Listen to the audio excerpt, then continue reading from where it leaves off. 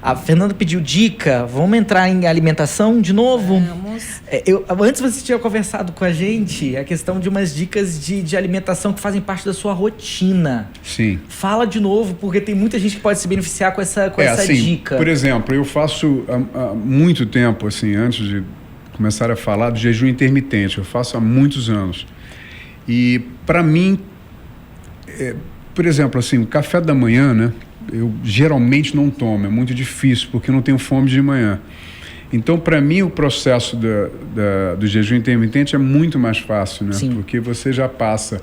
Se você vai comer às 7 da noite, às 7 da manhã já foram 12 horas, né? Então, até meio-dia, já mais 5, enfim, já são 17. Então, você começa a ter mais facilidade. E é muito louco, porque quando você faz jejum intermitente, você começa a comer menos, né? Eu acho que você se alimentar... Você toma consciência alimentar maior, e você não tem o desejo de comer mais, entendeu? Porque eu acho que o seu estômago, alguma coisa ajuda na compulsão alimentar. Não é nem o fato de o jejum intermitente levar ao emagrecimento, né? Mas a gente consegue controlar a mente, controlar aqueles impulsos de ficar beliscando durante o dia, né? Sim. Coloca um foco e fica controlado durante o dia e acaba comendo menos. Não que a gente queira defender o jejum intermitente, não é para todas as pessoas, é para quem já se conhece, quem tem consciência alimentar, igual você está colocando. Tem pessoas, por exemplo, que fazem jejum e ficam muito debilitadas. Tem pessoas que têm pressão, né, pressão baixa. Eu, por exemplo, eu já fiz 22 horas e fui para academia, malhei para burro e fiz o aeróbico, não tive problema nenhum, não sinto nada, não tenho diferença. Um detalhe do jejum intermitente que eu acho muito interessante, a gente chama de neuroplasticidade, né? Isso já foi provado, que é, na verdade, você ficar mais rápido no pensamento, você ter conexões. Isso, não sei se isso acontece com você fica com o pensamento mais acelerado, eu né? Inclusive, tem momentos que eu estou gravando muito, que eu procuro ir gravar em jejum, porque eu fico mais presente, justamente por não estar fazendo nenhum tipo de digestão, enfim, você fica muito mais presente. E até alguns alimentos que fazem com que você fique mais lentificado. Carboidrato, para mim, é de uma forma assim, é deletério. Eu fico mais lentificado quando eu como algum açúcar, então eu já conheço. Quando você tem essa consciência alimentar, o que você está falando de ter consciência do alimento que você está comendo. Sim, o maior veneno que a gente pode comer é o açúcar, né, cara? O açúcar é a coisa que mais a gente tem que evitar, né? Logicamente não é só açúcar, mas alguns carboidratos que não são tão nobres. Então eu procuro, eu graças a Deus eu não gosto muito de doce, né? Então assim, esse meu lado é graças a Deus. Porque quando você gosta é difícil, mas é o que eu falei, né? Hoje em dia você tem como se substituir um doce para uma coisa que faz até bem, né? Tudo é questão de equilíbrio, né? Alimentos funcionais. Uma vez ou outra, pode comer e tal. Sim, lógico. Com equilíbrio pode tudo. É o que eu estava falando. Tem uma amiga minha que escreveu um livro chamado Viver em Balance, que até escrevi uma parte do livro, tudo. Interessante. E é isso. Você tem um cotidiano saudável, é evidente que você pode comer alguma coisa de vez em quando, enfim, eu não tenho, assim, restrição. Quando tem dia que vou e como, né? Mas você deu uma dica antes do doce. Você falou que você come. Ah, tá. Tem uma coisa... Dicas do Jorge Pontual. Anotem aí, eu sempre gente. faço, que é interessante, é o seguinte. Vou comer algum doce, vou comer de repente beber um pouco mais e tal, né? Eu costumo sempre tomar água com vinagre de maçã, porque diminui o índice glicêmico da comida que eu vou comer. Então, um pouco antes, boto 2 colheres de sopa com água, tomo e depois... Fernanda, me fala de índice glicêmico aí, porque tem gente que tá ouvindo a gente, vendo a gente, que não sabe o que é isso. Não, mas tá comprovado, diminui o índice glicêmico mesmo, diminui a liberação de insulina, né? Quando tu for comer aquele carboidrato, aquele doce, que todo carboidrato vira açúcar no sangue. Então, esse vinagre de maçã com água antes de ingerir o doce diminui a liberação de insulina e diminui o índice glicêmico. Não faz aquele pico de glicose. Isso é interessante, hein? Bacana. Uma dica boa. Bacana. Vamos pro chá. Não, e outra coisa que... Não achar que eu sou meio maluco, mas não sou, não. A gente começa a conversar, a gente vai, tá? Pode ir. Que é uma coisa que, assim, eu comecei a me apaixonar por vinhos biodinâmicos e vinhos orgânicos. Por quê? O vinho orgânico, tem 80% menos sulfito, né? Sulfito é a coisa que mais dá dor de cabeça no vinho, né? Que é um conservante, né? E aí eu fui para o Chile, fui para a maior vinícola orgânica que tem no mundo, que chama Emiliana, se não me engano, Emiliana. E aí você vê, cara, que você começa a ter uma degustação do vinho de uma forma completamente diferente.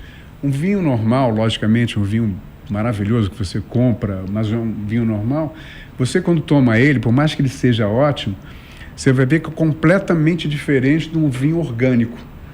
Porque o vinho orgânico você está indo numa outra situação, né? Numa uva que você não tem veneno, você não tem...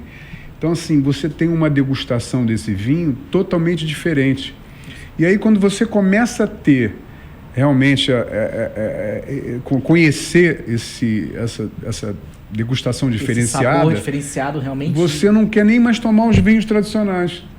Porque é muito louco, cara. E é engraçado que os vinhos biodinâmicos são caríssimos, né, cara? Então, assim, esses orgânicos, por exemplo, o biodinâmico, além de ser orgânico, ele tem outras situações. Então, assim, nessa vez que eu fui conhecer a vinícola, eu achei muito legal, porque eles fazem a plantação. Aí, por exemplo, tem um carrinho que eles levam galinhas, que não sei o quê, para justamente comer os bichos que fazem mal à plantação, para não ter nenhum tipo de veneno, enfim. Faz um adubo natural também, ajuda a adubar. Então, você vê, eu não fiz isso, eu provei, achei o gosto interessante, comecei realmente a conhecer mais, né? Estudar mais sobre isso. E é uma outra coisa que eu coloquei na minha vida. Então, assim, também digo... Estou em algum lugar não que não vamos tem... oferecer vinho que não seja orgânico para ele. Não, mas aí que eu estava terminando. Mas não quer dizer que eu vá em algum lugar, se não tiver o vinho orgânico, eu tomo outro vinho mesmo, não tem problema nenhum. Mas estou dizendo que a partir do momento que você conhece, é legal também, você começa a ter uma outra visão, entendeu? Mas que percepção legal, você foi colocando alguns hábitos na sua vida gradativamente. Esse aí tem alguns anos, não tem muito tempo, isso aí, sei lá, deve ter... uns 10 anos, uns 8 anos. Mas é isso, a gente vai tentando, né, cara? Mas é o que eu falei, é a questão mesmo do balance, né? E aí que você falou que os vinhos orgânicos e biodinâmicos são mais caros, e ser sustentável e praticar esses hábitos é realmente mais caro. Né? Mas às vezes a gente tem a vontade de...